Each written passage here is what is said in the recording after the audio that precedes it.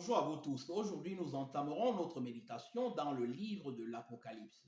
Nous examinerons les premiers 3 versets de ce même livre qui nous mettent en évidence, qui nous révèlent la nature du destinateur, c'est-à-dire celui qui écrit ce livre, et des destinataires, c'est-à-dire ceux à qui ce livre est adressé. Sans plus tarder, commençons avec notre lecture. Révélation de Jésus-Christ que Dieu lui a donné pour montrer à ses serviteurs les choses qui doivent arriver bientôt. Ce livre commence par une déclaration solennelle, par un titre, Révélation de Jésus-Christ, c'est-à-dire Apocalypse de Jésus-Christ, car le terme Apocalypse signifie tout simplement révélation, ôter le voile, rendre évident ce qui ne l'était pas jusqu'à ce moment-là, dévoiler, rendre connu, manifeste quelque chose. Donc le Père a jugé le temps propice pour révéler à ses disciples à travers le Fils justement ce qui allait arriver bientôt, ce qui allait se passer bientôt, le plan éternel qu'il a préparé avant même la fondation du monde. Révélation de Jésus-Christ que Dieu lui a donné pour montrer à ses serviteurs. Qui sont ces serviteurs? Ceux-là même qui sont nés de nouveau, ceux-là qui ont été transformés par la grâce de Dieu, ceux-là qui se sont repentis de leurs péchés et qui ont commencé à marcher selon l'Esprit de Dieu, qui ont commencé à marcher dans l'amour, dans la justice, dans la sainteté de Dieu. Ceux-là, justement, qui sont en train d'accomplir, justement, la volonté de Dieu. Donc, car Jésus-Christ, avant d'aller dans les cieux, avant de s'élever dans les cieux, a confié une mission bien précise à ses disciples, c'est-à-dire d'aller de toutes les nations et faire ses disciples par la prédication de son évangile, cet évangile de paix et de réconciliation avec Dieu par son sang qu'il a versé sur la croix, et que ses disciples devaient justement accomplir cette tâche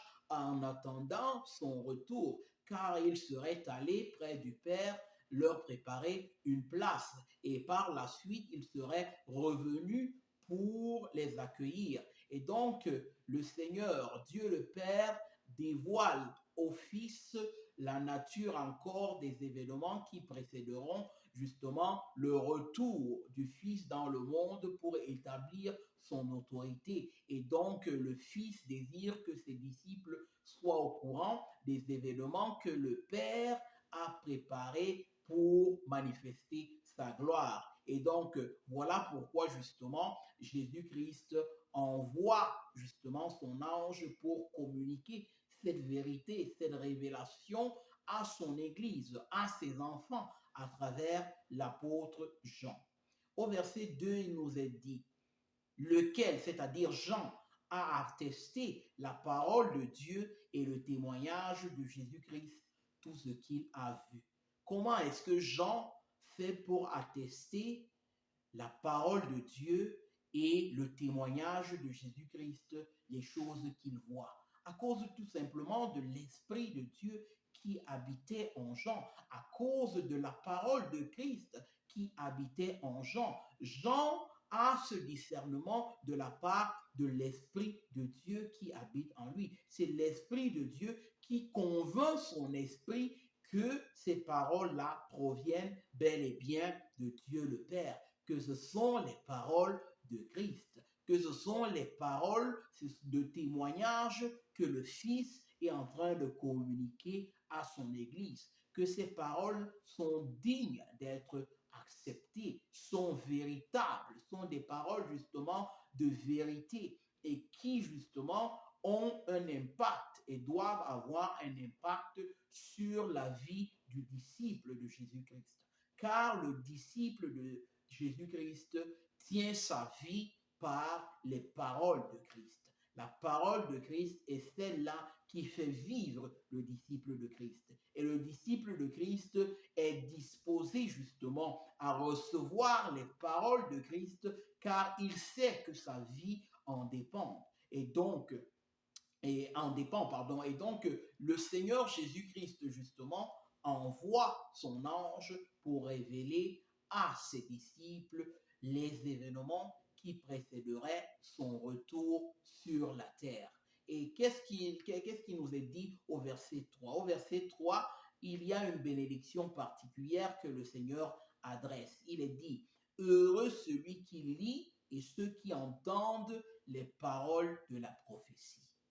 Heureux celui qui lit et ceux qui entendent les paroles de la prophétie et qui gardent les choses qui y sont écrites, car le temps est proche.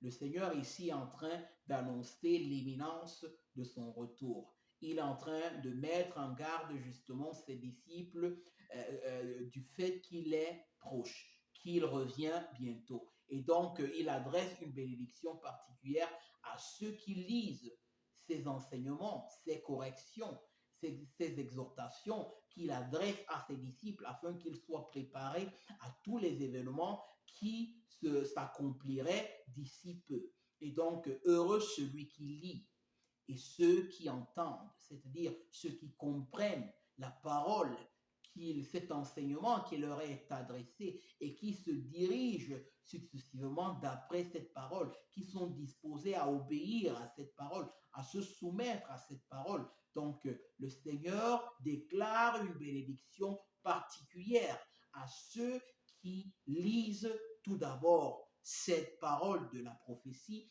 cet enseignement, cette révélation qu'il donne à son Église. Et il dit ensuite à ceux qui entendent, ceux qui comprennent ces paroles et qui se dirigent d'après cette parole. Et le livre de l'Apocalypse est le seul livre de la Bible qui commence par cette bénédiction particulière à l'endroit justement de ceux qui la lisent. Bien évidemment, tous les autres livres de la Bible justement sont une bénédiction pour ceux qui sont disposés à les lire et à les garder. Mais dans ce livre, il est écrit de manière spécifique, il est mentionné justement par le Seigneur de manière claire encore qu'il y a une bénédiction particulière pour ceux justement qui le lisent. Le livre de l'Apocalypse n'est pas un livre que nous devrions éviter parce qu'il nous semble un peu complexe, mais c'est un livre que déjà dans sa lecture nous donne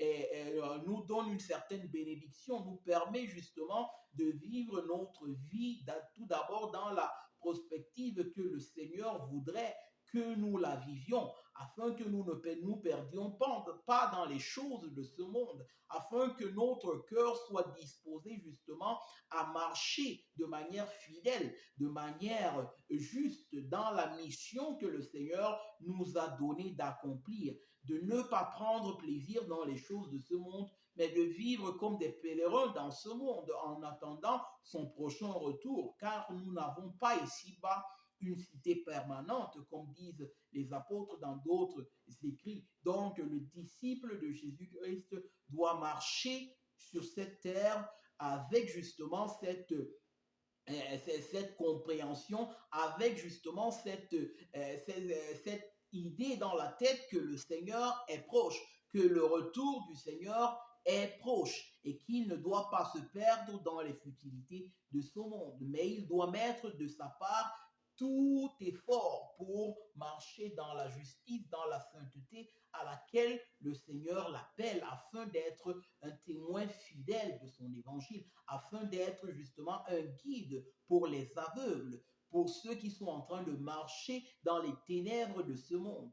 Et donc, encore une fois, le Seigneur dit, heureux celui qui lit et ceux qui entendent les paroles de la prophétie et qui gardent les choses qui y sont écrites, qui les retiennent, qui vivent en les considérant, en leur donnant justement une juste considération, parce que la compréhension des événements des derniers temps que le Seigneur annonce à ses disciples est décisive pour stimuler le disciple à rechercher les voies de Dieu et à persévérer dans sa marche avec le Seigneur.